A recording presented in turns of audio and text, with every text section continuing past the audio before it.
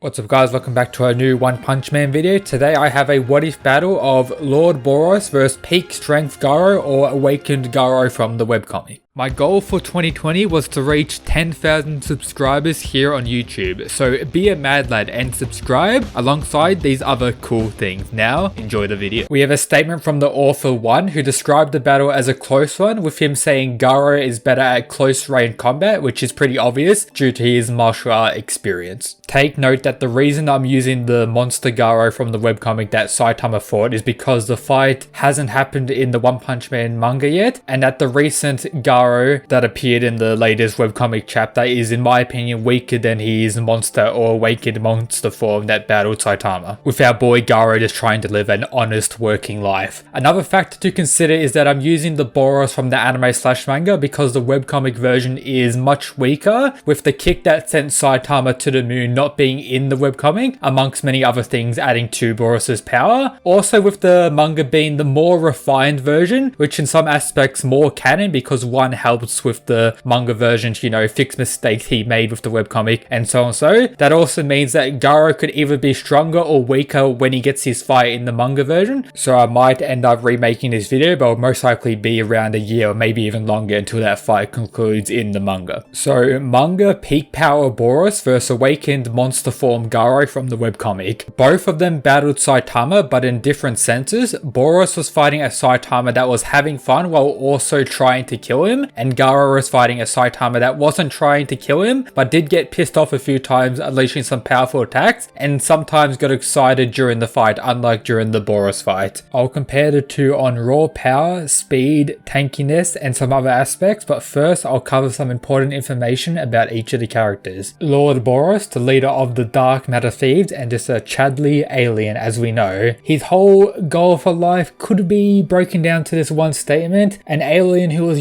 too strong, wanted to find someone on equal footing with him to have an enjoyable battle, and he searched the universe for 20 years until finding Earth and having his battle with Saitama. As we know, all his underlings were actually quite powerful themselves, with one of them taking on multiple S-class heroes at the same time, so that this speaks volumes to Lord Boros' power, but his only fight we saw in the series was against Saitama. Now on to Garou the Hero Hunter. There is a lot of information about Garou throughout the series, so I won't cover everything. I'll only talk about the important stuff involving his awakened form that happens in the webcomic. So as we know, he was able to destroy Golden Sperm, who was actually rolling the S-class heroes, and prior to this, I think 5 or 10 chapters before that, maybe even less, Golden Sperm rolled Tatsumaki or blitzed Tatsumaki quite easily, and then Garou came in his awakened form, or first awakened form I'll call it, and absolutely destroyed Golden Sperm and many of the other S-class heroes who were remaining with absolute ease, didn't take really any damage. And then as the fight with Saitama progressed, he ended up reaching his second form. This was after getting, pushed to the corner by Saitama's punches, getting some damage done to him, and then,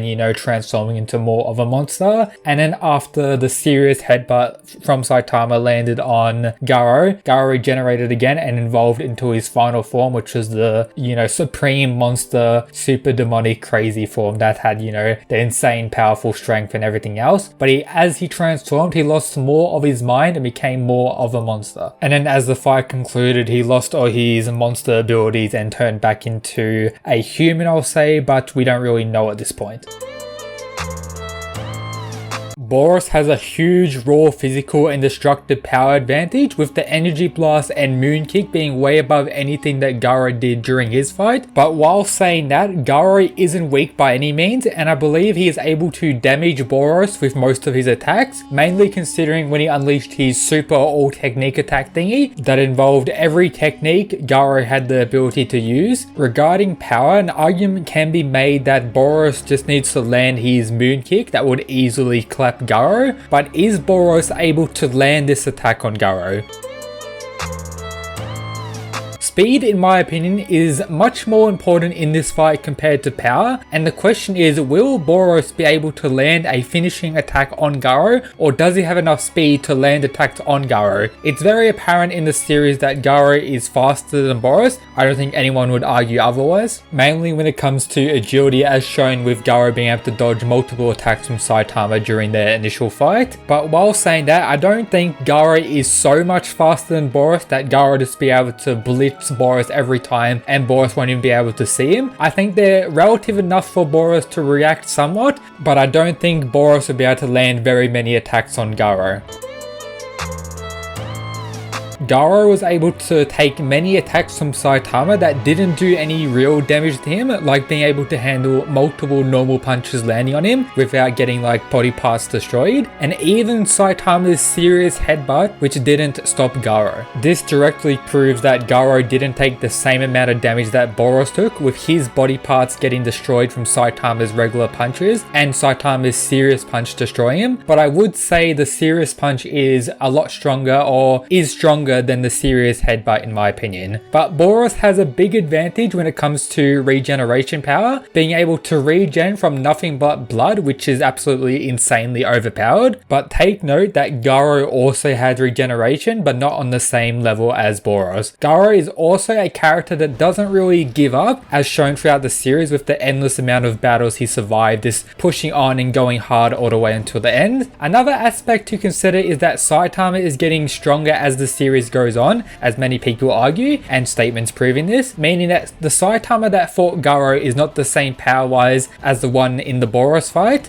And if you consider this, that this adds more to Garou's tankiness throughout the fight. When it comes to close range with hand-to-hand combat, Garou has an insane advantage, but Boros has energy blast while Garou does not, and the speed advantage goes to Garou, and he does have the power to destroy parts of Boros, which will result in Boros relying on regeneration. But does he have the power to completely destroy Boros like Saitama did with the serious punch? I don't really know about that. Aside from arguing whether Garou has enough raw physical power to destroy Boros like Saitama did, you can consider the stamina limitations Boros had shown during his fight with Saitama, relying on his like ultimate techniques near the end to, finish the fight as quick as possible due to his stamina running out, which may result in an argument that Garou will just need to play the waiting game, as I believe he has more stamina in endurance to be able to do this. And if it turns into a long stretched out battle, Garou could evolve during the fight as he has throughout the series, with him starting to break his limiter, and you could even argue he has broken his limiter similar to Saitama. And our dude has the redirection kata, which would roll Boros in any hand-to-hand combat situation, which limits the amount of techniques Boros can use during the fight. So the ways I see Boros winning is with his blast-based attacks that he will need to rely on, which may or may not be able to damage Garou. Let me know your thoughts of that down in the comments, because I'm honestly not 100% sure. And you could argue that with these blasts, he may be able to generate a large enough blast similar to the ones he released in the Saitama fight that may be too big for Garou to dodge, but Garou did have that super insane disappearing speed feed at the end of his Saitama fight. You can also say that Boros will win if he's able to keep regenerating his body, resulting in Garou giving up because he has nothing in his arsenal to actually finish Boros with this insane regeneration he has. And the last way, in my opinion, as I mentioned before, if he lands the moon kick, that could probably one-shot Garou if he catches Garou off guard to actually land that attack. Ways Garou could win include him having just more base stamina and being tankier, with him just needing to play the waiting game until Boros can't regenerate anymore, with him running out of stamina. He may be able to improve as the fight goes on and gain more power, enough to do that one-shot potential required to absolutely finish Boros, but